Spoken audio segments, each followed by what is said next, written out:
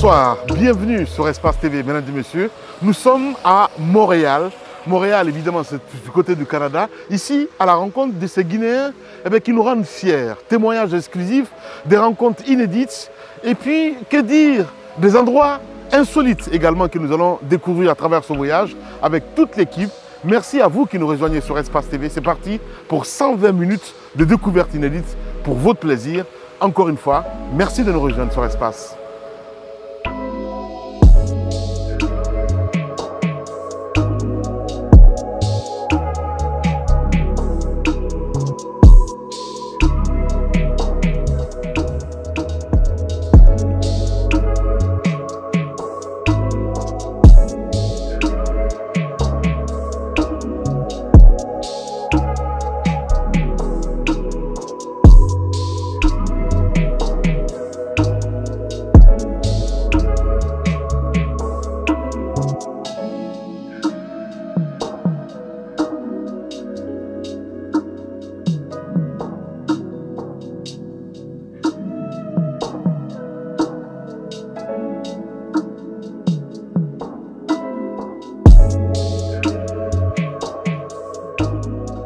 On va à la rencontre donc, de Mamadi Farah Camara, une manière de comprendre un petit peu le traumatisme qu'il a pu avoir après ce qui s'est passé il y a 2 ans ici, à Montréal. Parce que c'est tellement compliqué de se remettre face à des accusations policières et surtout des moments d'incompréhension surtout. Je ne sais pas comment on arrive à vivre avec cette surmédiatisation, on ne comprend pas. Et certainement la famille est là, mais est-ce qu'on arrive à se refaire une nouvelle santé? C'est la grosse question. On y va. Voilà, donc on s'invite chez Mamadi Farah Camara. On essaie de comprendre évidemment.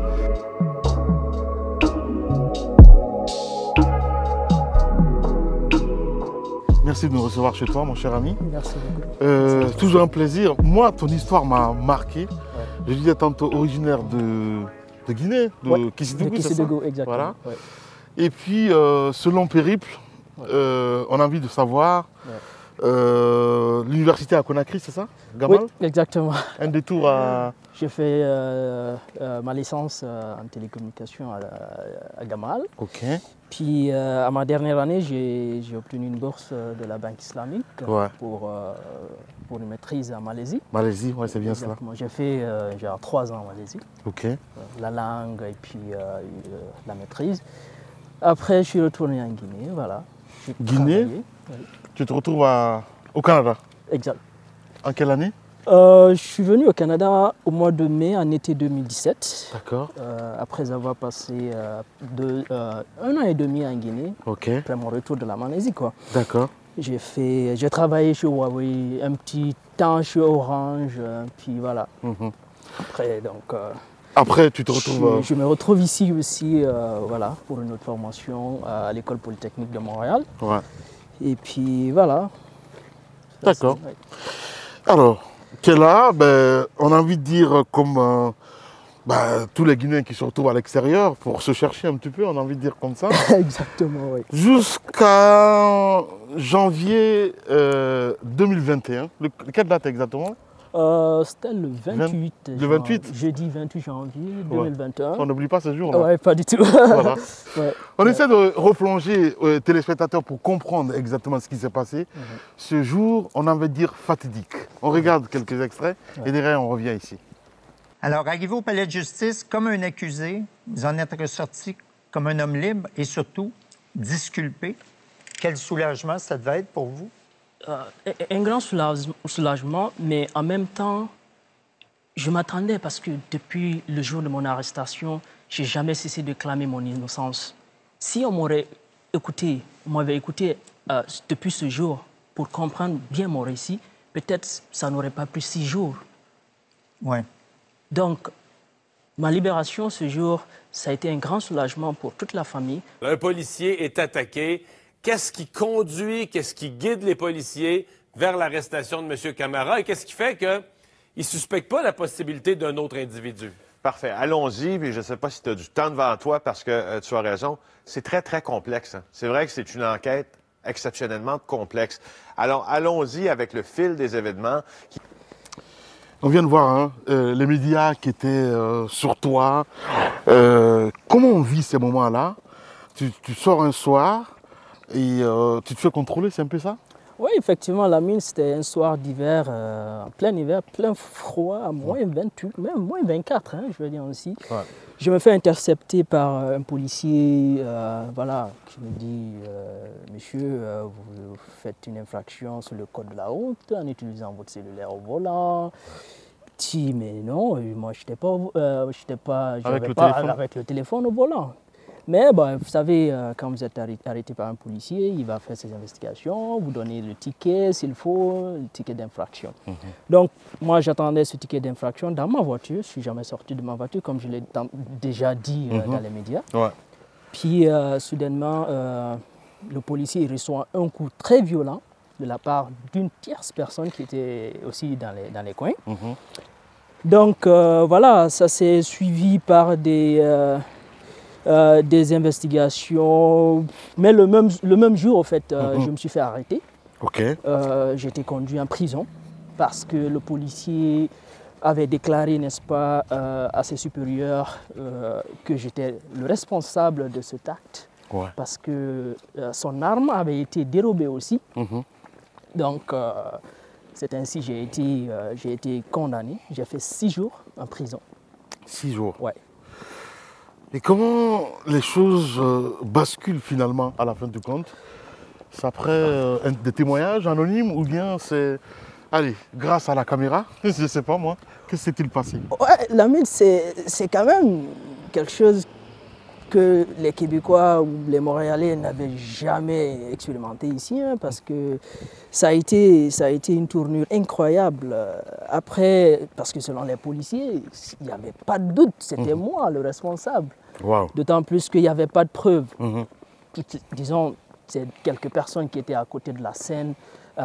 Certains n'ont vraiment pas voulu témoigner, d'autres ont témoigné, mais les témoignages de ces personnes n'ont pas été pris en compte au niveau du service de police de la ville de Montréal. Des témoignages qui dédouanaient ou qui bien qui me dédouanaient le même jour même. Le même jour, il y a d'autres personnes vraiment volontaires, ils sont partis au service de police pour dire non, ce monsieur, il n'est jamais sorti de sa voiture. Il y a une autre personne qui était venue pour, n'est-ce pas, intervenir. Ouais. Mais voilà, ils n'ont pas cru et cela aussi, mes avocats ont soulevé ces cas comme étant des trucs de racisme, de discrimination. Et puis voilà, la mine, je me fais arrêter et puis voilà, je suis envoyé en prison. Quoi. Ouais. Comment ça se passe dans la tête en ce moment-là? Tu te dis, c'est fini pour moi? Parce qu'en t'écoutant, en off, en préparant l'émission, tu me disais... tu vois les armes, enfin, je veux dire, l'arme pointée sur toi, et ce n'est pas un seul policier, c'est plusieurs policiers. Tu te dis, c'est terminé pour moi. Là où on m'a arrêté, la mine, j'étais assis dans ma voiture. J'ai eu plus de 10 armes pointées sur moi, donc ça fait peur quand même. Ouais, ça fait très peur. Donc, du coup, moi, je pensais que c'était fini là, quoi. Parce que... Ils avaient tous en tête que j'étais en possession de l'arme qui avait été dérobée par les policiers. Par la personne qui a fait cet acte. Donc du coup, je pensais sur le champ que c'était fini, quoi. Voilà, je pensais vraiment que c'était fini. C'est là ils m'ont arrêté de façon très violente et puis voilà, sous ce grand froid de janvier. J'imagine. Et puis voilà, on m'a conduit dans un centre de détention. Wow. Ça a été très dur quand même pour moi, ces 6 jours-là. Comment on vit ces moments-là? Dépression, madame qui ne comprend pas, la famille qui ne comprend pas forcément ce qui est en train de se passer. Et puis, ce détour où on vérifie finalement les caméras de surveillance et on voit que à la fin, tu disais vrai. Exactement. N'eût été vraiment ces caméras du ministère des Transports du Québec, UTQ, je pense que ça aurait été extrêmement compliqué pour moi parce que c'est pas moins de 15 ans quand même de prison qui m'attendait s'il n'y avait pas ces preuves. Donc, mais la mine, ces caméras c'est-à-dire ces images, Ces images cette existaient. vidéo existait Ok. le jour même De l'acte. de l'acte. Ouais. Mais encore une fois, ce n'est pas par négligence ou Mhm. alors par discrimination. Ces caméras n'ont pas été, n'est-ce pas, bien visualisées pour n'est-ce pas, me disculper le même jour. Ça a pris beaucoup de temps quand même, là. Ça a Ouais. pris 6 jours J'imagine. pour qu'ils disent non, on est désolé. Ouais. Voilà. À la fin, ben, il a raison. et il a tout. raison, tout ce qu'il disait, c'était vrai. Je sens Maintenant, on sort devant les médias pour dire non, M. Camara n'est pas responsable, on est désolé. Ils sont venus me revoir à la maison pour présenter des excuses et puis voilà. Ouais. Comment on vit ce moment peut-être qu'on n'a jamais rêvé dans sa vie où carrément les caméras du monde entier, si je peux me dire ainsi, parce que ce n'était pas seulement le Canada qui s'est intéressé à ce cas, j'imagine, d'autres pays et tout ce qu'il y a autour où les journalistes déferlaient. Comment on vit ce moment-là? Sa vie bascule en fait en quelques secondes. Ouais, moi je suis quelqu'un, j'essaie toujours de faire profil bas. Je vois. Je suis pas quelqu'un de médias. Ouais. Et voilà. Mais psychologiquement, ça, Exactement, ça a quand même joué beaucoup sur moi. Hein, Ouais. Ça a beaucoup joué sur moi. Je ne m'attendais pas à cette médiatisation. Même quand moi j'étais en prison, je ne pensais pas que ça avait été aussi médiatisé à ce point. On est coupé du monde quand on est en prison? Exact, on est vraiment coupé du monde, surtout en tout cas mon cas, parce qu'il se disait que j'étais vraiment un prisonnier dangereux. Parce que j'ai essayé de tuer un policier. Incroyable. Donc, je suis dangereux. Je vois. Même en détention, les gens faisaient beaucoup attention, en fait. Ouais. Donc, moi, avant n'est-ce pas, que je vienne au Palais de justice de Montréal pour mon jugement, je demandais toujours d'être libéré parce que je n'ai rien fait. Ouais. Mais sauf un jour, parce que je donnais des cours à l'école polytechnique aussi. Donc, je devais donner cours le mercredi, mais j'étais toujours en prison. Je suis passé devant le juge en vidéoconférence. J'ai dit au juge, mais laissez-moi sortir, moi je dois donner cours le mercredi. Ça, c'était lundi, je pense. Il m'a dit, mais lui, il est fou. Il ne sait pas ce qui pèse sur lui. Il veut aller encore donner des cours. Ouais. Je dis, ben oui, c'est ce que je fais. Je vois, ta place n'est pas en prison. Ma place n'est pas là. Ouais. Donc, ils ont dit, non, monsieur, vous allez encore rester en prison. Puis, vous allez comparaître au Palais de justice de Montréal. Je dis, ben... J'ai demandé à mon avocat, je dis, mais pourquoi je vais comparer au Palais de justice de Montréal? Je ne suis pas responsable de cela. Ouais. Il dit, bon, je vais gérer la situation, puis vous allez venir mercredi, c'était mardi ou mercredi au Palais de justice, et puis que, voilà, j'allais passer devant les juges voilà. Pour, comment dire, la délivrance, si je peux me dire comme ça. Exactement. Et j'ai eu vraiment peur, là. Je vois. Ouais. Non, mais j'imagine, évidemment. Ouais. On va essayer de partir avec cet autre extrait. Au cours des dernières heures, j'ai pris entente avec M. Camara pour une rencontre dans les prochains jours, afin de lui offrir nos excuses les plus sincères. Mes excuses, je tiens à lui offrir publiquement, comme je m'étais engagé à le faire hier. Je veux que les Montréalaises et les Montréalais sachent qu'il n'a rien à se reprocher. Là, on voit le policier qui présente les excuses publiques. Ouais. À la fin, tu te dis, enfin... Dieu m'a entendu parce qu'on n'a que Dieu en ce moment-là, à la fin. Tout à fait. La famille, qu'est-ce qu'elle pense? Qu'est-ce que madame pense? Est-ce qu'elle a douté à un moment donné? Non, la famille, la belle famille, madame, personne ne doutait au fait parce que les gens savent réellement qui je suis. Depuis le pays jusque-là, les gens savent réellement. Et c'est sûr qu'il y a certaines personnes quand même qui doutaient ouais. Franchement, hein, qui ne m'ont pas dit personnellement, mais je l'ai su qu'ils doutaient, que ce soit ici ou en Guinée. Les gens doutaient parce que certains disent, ben voilà, quand les Guinéens quittent chez eux, ils viennent ici, ils pensent que, voilà quoi. Dans les commentaires, je voyais quand même, mais c'était quand même très bizarre. Violent en même temps. Très violent, très violent. Est-ce que tu t'es senti abandonné à un moment donné parce que du côté de la Guinée, par exemple, on n'a pas communiqué du tout dessus. Nous, c'est vrai qu'on a fait, j'ai envie de dire, une brève, peut-être interpellé même le ministère des Affaires étrangères. À un moment donné, est-ce que la Guinée t'a, on va dire, approché pour essayer de comprendre, peut-être même se mettre avec toi pour le combat judiciaire qui s'annonçait? Non, Lamine, tu sais, le pays, c'est... J'imagine. Voilà quoi. Il n'y a personne qui est venu. Personne qui est venu. Il y a des associations quand même guinéennes qui m'ont contacté, qui sont vraiment battues. D'autres communautés même qui ne sont pas guinéennes. Exact. Avec des pancartes, avec des pancartes qui se sont vraiment battues. Ouais. Mais voilà, nous, on était là, n'est-ce pas, les autorités guinéennes ont dit non, on attend. Ouais. Ils n'ont rien fait, Qui vivra, verra, quoi. Voilà, ils n'ont rien fait. C'est quand je suis sorti de prison maintenant, les contacts ont commencé. Et puis voilà. Moi, j'avais déjà des avocats pour la partie civile qui suivaient la procédure. Puis voilà. Ouais. 2 ans après, comment on se construit? Oui. Comment on vit? Comment on essaie de dire, je suis un homme normal, il faut que je mette ça de côté. J'avance, j'imagine, c'est très difficile. Ouais. Mais comment on vit? Heureusement que tes enfants sont très petits. Exactement. Lamine, je pense que beaucoup de personnes m'ont posé cette question. C'est quand même très difficile après avoir vu tout ça. Et actuellement, voilà, j'essaye quand même de vivre comme, voilà quoi. J'essaye pas d'oublier, mais de passer à autre chose. Justement, mais comment on arrive à le faire? Est-ce que tu as été suivi par un psychiatre? Oh, oui, j'ai été suivi quand même pour un temps. Ouais. Et tu sais, voilà quoi. J'ai quand même, exactement, j'ai quand même été suivi et puis, pour un temps et puis on a arrêté. J'ai commencé à travailler à Ottawa, j'ai fait 8 mois à Ottawa. Après, j'ai eu un autre contrat ici à Montréal aussi. Okay. Fait que je travaille à Montréal et puis j'ai recommencé à donner des cours à l'école polytechnique aussi.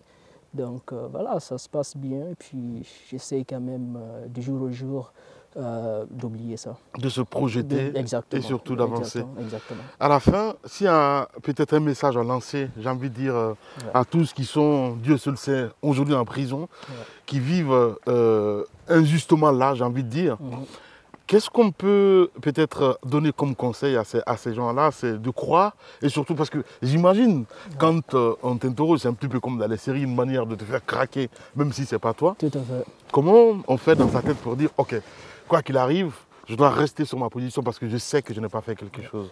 Mentalement, comment ça se passe exactement? Non, Lamine, c'est extrêmement difficile hein, quand on est face à des investigateurs aussi chevronnés que des gens, en tout cas, qui sont dans le domaine.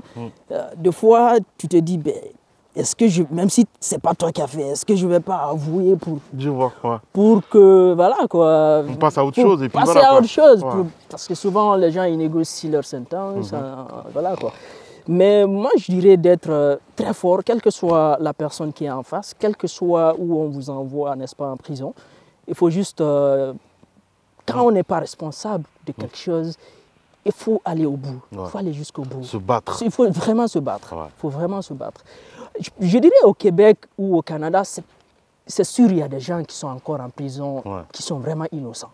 Donc ils doivent continuer de se battre, ils doivent vraiment se battre. Ce n'est pas comme les États-Unis encore, mais il ne faut pas que cette culture des États-Unis, n'est-ce pas, vienne ici. Donc il faut vraiment que les gens puissent se battre. D'ailleurs, vous avez vu les différentes communautés qui ne cessent pas, n'est-ce pas, de supporter, de soutenir. Il y a beaucoup d'organisations en fait, qui soutiennent. Parce que j'apprends qu'il y avait peut-être des interprétations un petit peu au cinéma par rapport à ce que tu as vécu exactement. Est-ce qu'il y a eu des approches comme ça, on va dire? Lors de mon interrogatoire? Non, parce que quand on vit des situations comme ça, forcément, il y a des scénaristes qui vous approchent pour essayer de comprendre exactement comment ça se passe dans la tête. Une manière de me relater ça au cinéma, on appelle ça de l'éducation. Oh oui, tout à fait, tout à fait. Il y a des gens, il y a certaines personnes même qui m'ont contacté pour écrire un peu mon histoire, avec tout ce qui s'est passé depuis mon arrivée ici. Voilà, il y a quand même des gens qui m'ont contacté, mais je n'ai pas encore commencé avec quelqu'un pour ce projet, parce que je suis pas mal occupé au boulot, et puis voilà quoi. J'essaie quand même de voir dans le futur comment faire ça. Parce que je pense que c'est important, évidemment, pour l'avenir. Comment ça se passe après le jugement? Il y a une indemnisation, forcément? Oui, Lamine, il y a eu forcément une indemnisation. Je vois beaucoup de chiffres. Hein. Oui, mais... oui, tu sais... Aucun montant n'aurait pu réellement... Bah oui, forcément, non mais je comprends très bien. Non. Parce qu'en fait, on t'envoyait en prison plus de 15 ans, quoi qu'il arrive. Exactement. Même si on donnait 10 millions de dollars, ça ne sert à rien du tout, c'est peut-être même peu par rapport à une vie, parce que c'est ta vie qui est détruite. Exactement. Exactement. Donc, effectivement, il y a eu un dédommagement. Mes avocats ont quand même essayé de négocier avec la ville de Montréal pour trouver, n'est-ce pas, un terrain d'entente, pour ne pas aussi que ça soit, tu sais, la justice. C'est assez long. Quoi. Évidemment. Donc, ça ramène beaucoup de choses. Voilà. Après, c'est même douloureux. Un autre événement qui arrive, c'est la naissance de tes enfants. Ouais. On a envie de dire, ce moment vient pour te mettre un petit peu un boom au cœur. Tout à fait. Les enfants, tu apprends quoi exactement aujourd'hui? Je t'ai vu tout à l'heure avec les enfants. J'en suis sûr qu'avec le temps, tu te dis, mais en fait, il fallait peut-être cet événement-là pour que tu puisses se dire que tout n'est pas fini ou tout n'est pas... Ouais, je pense que Lamine, franchement, Ouais. il y a beaucoup à apprendre, n'est-ce pas, à travers ce qui m'est arrivé. Mais comment on vit ce moment-là? Tu te dis, en fait, à la fin, je suis pas seul. Dieu m'aime beaucoup. Tout à fait. Je sais que tu es croyant. Oui, exactement. Moi, c'est ce qui m'a beaucoup aidé parce que je crois beaucoup. Ouais. Et lorsque les enfants sont venus, tu sais, souvent on dit, après un malheur, forcément, il y a le bonheur qui vient. Donc, moi, c'est ce que je me suis dit dans la tête. Hein, et puis, les enfants sont là. Je m'occupe beaucoup plus d'eux actuellement avec mon travail. Et puis, voilà quoi.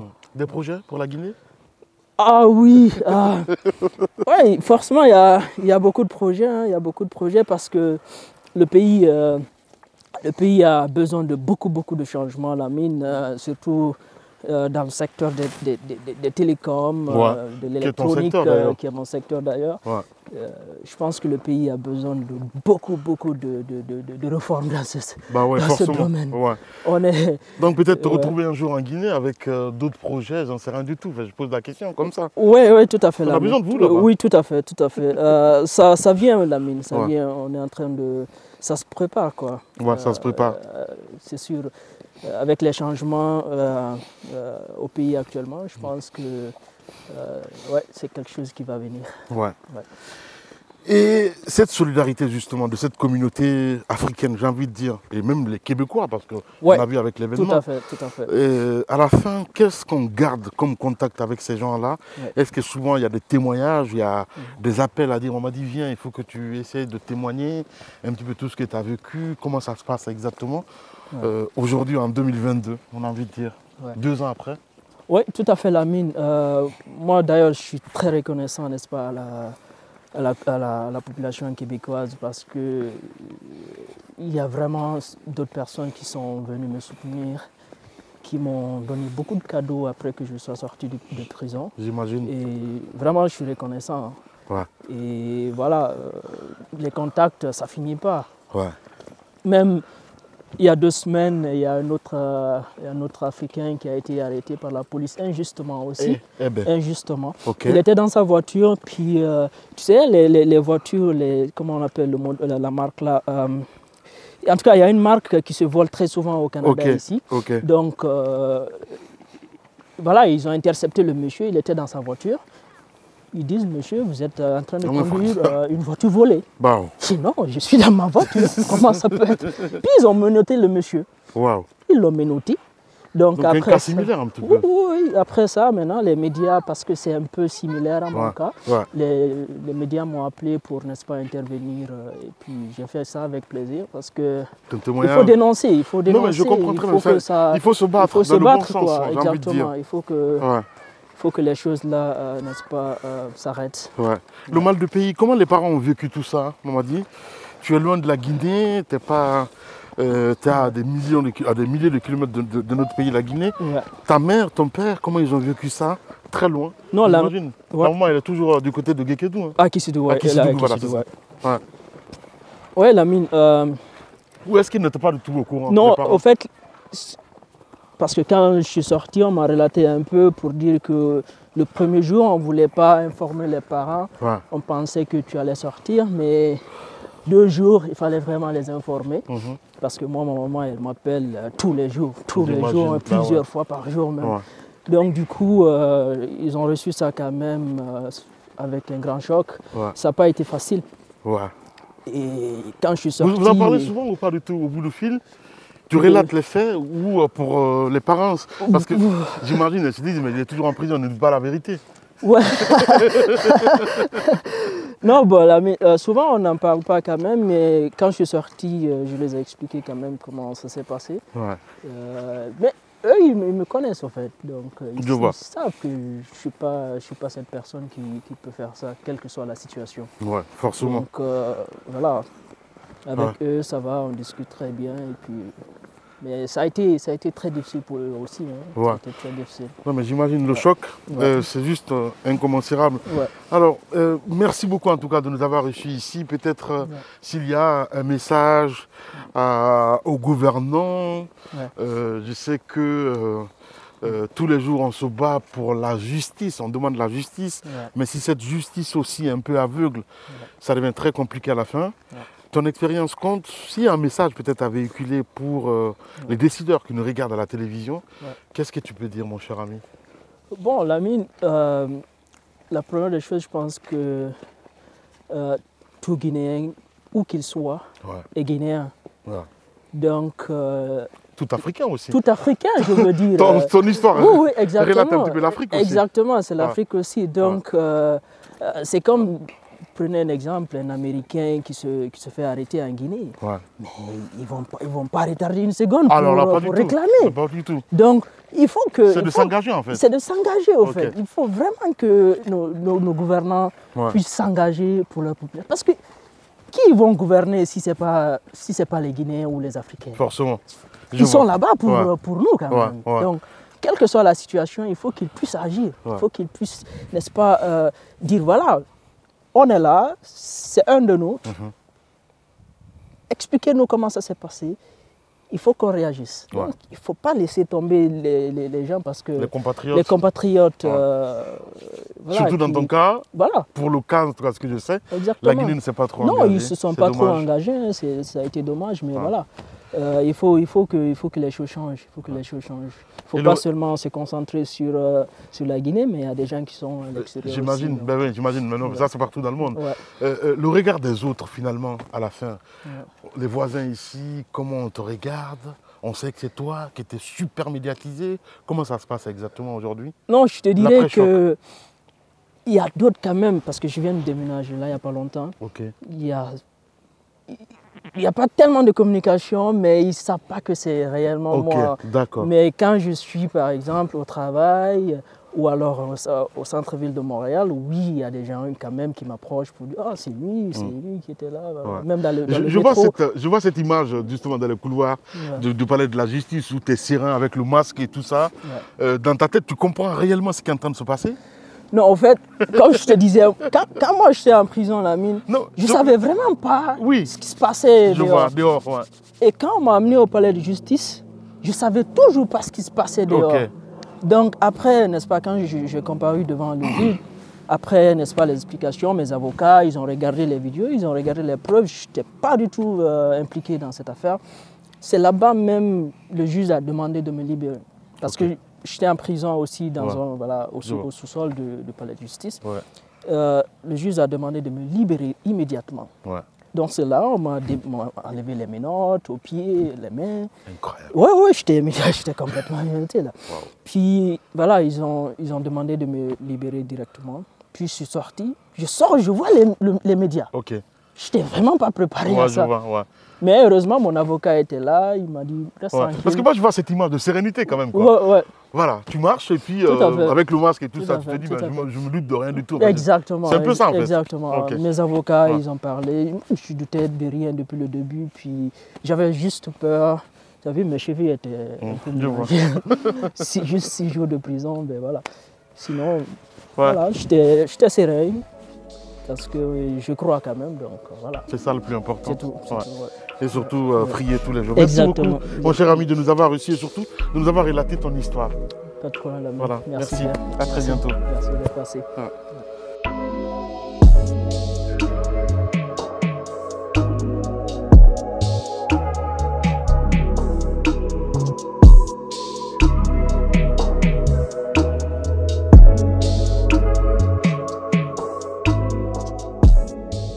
Un homme serein qu'on a rencontré quand même.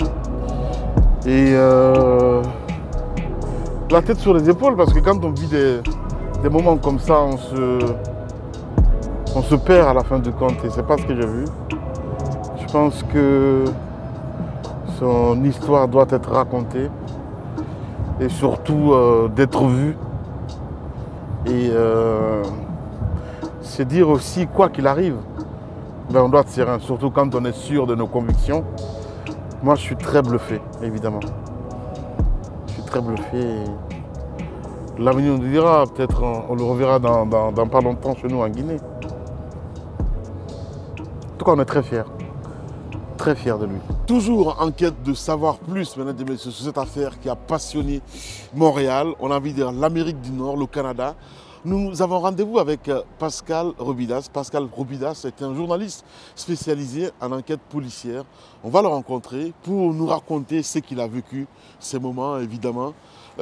Ces moments où Mamadi Farah Camara, notre compatriote, était soupçonné d'avoir tiré sur un policier. On a rendez-vous à Radio-Canada. Suivez-moi.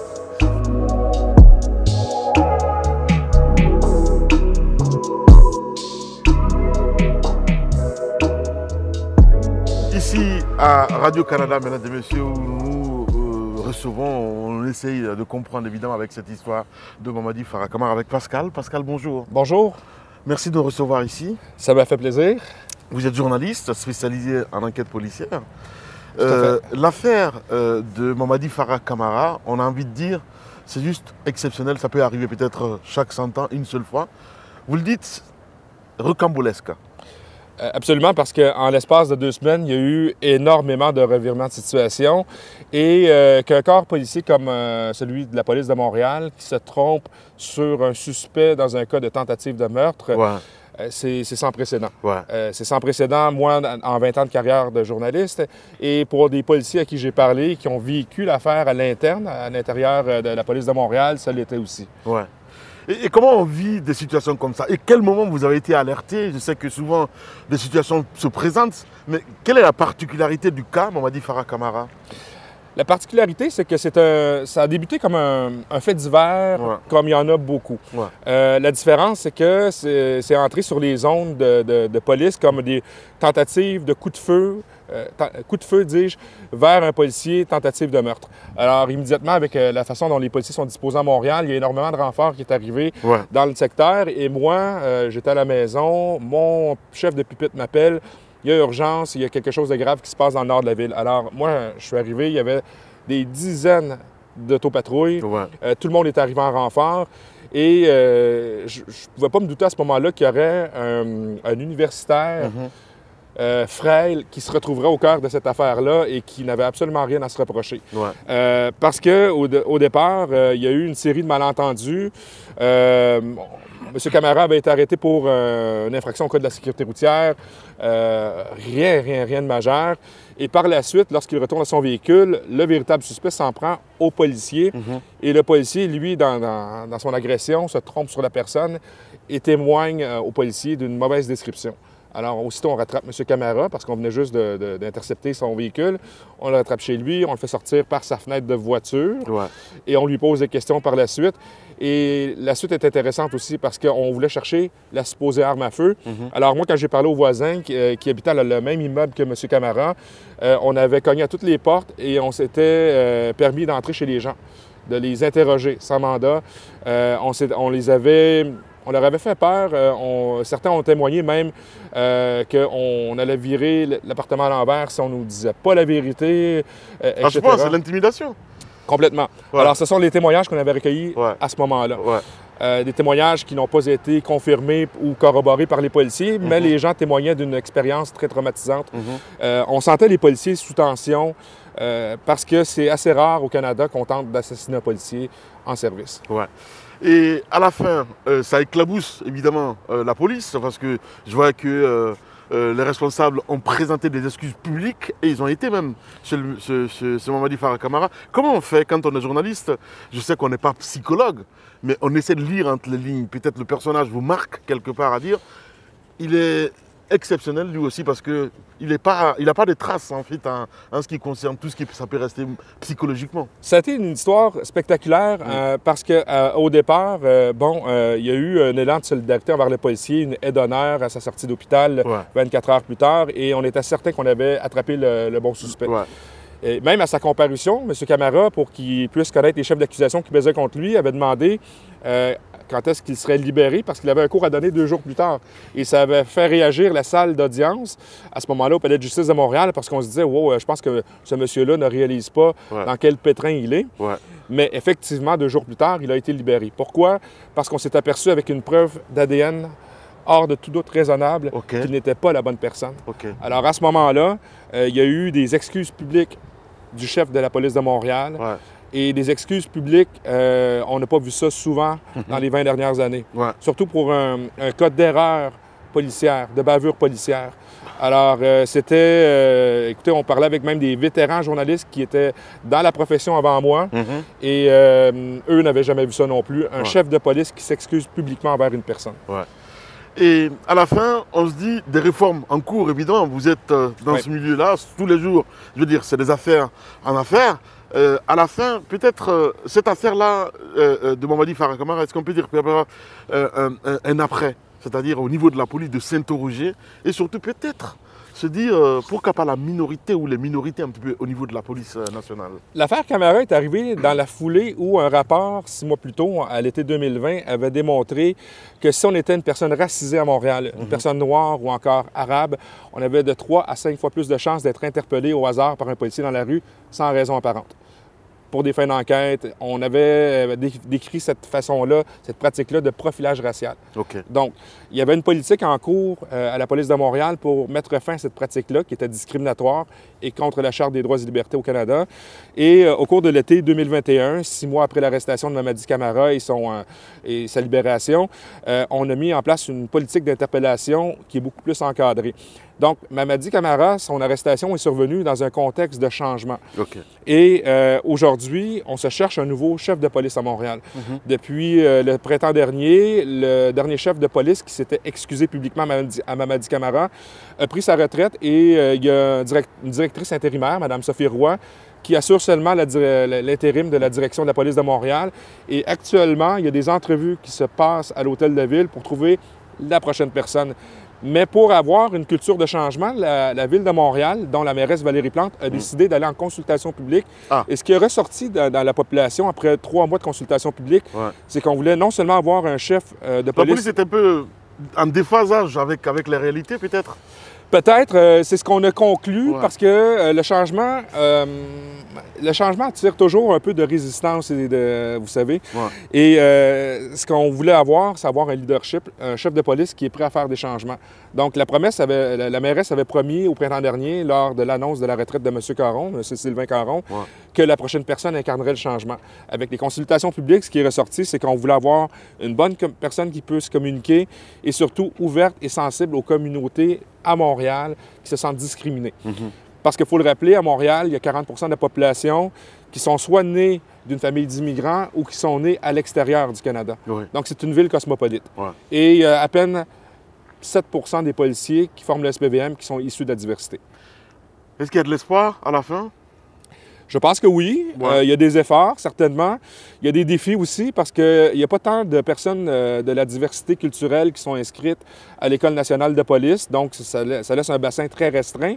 Alors, en ce moment, ce qu'il y a, c'est des campagnes de sensibilisation et de promotion du métier de policier dans les écoles secondaires avant qu'on fasse le choix d'aller soit à ce qu'on appelle ici au Québec au cégep, qui est la transition entre l'école secondaire et l'université, pour que les gens puissent faire des choix de carrière et se diriger vers ce domaine-là.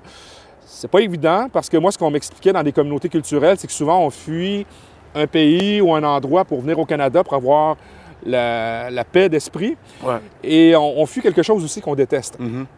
Parce que la police, dans plusieurs États à travers le monde, est très mal vue, elle est corrompue.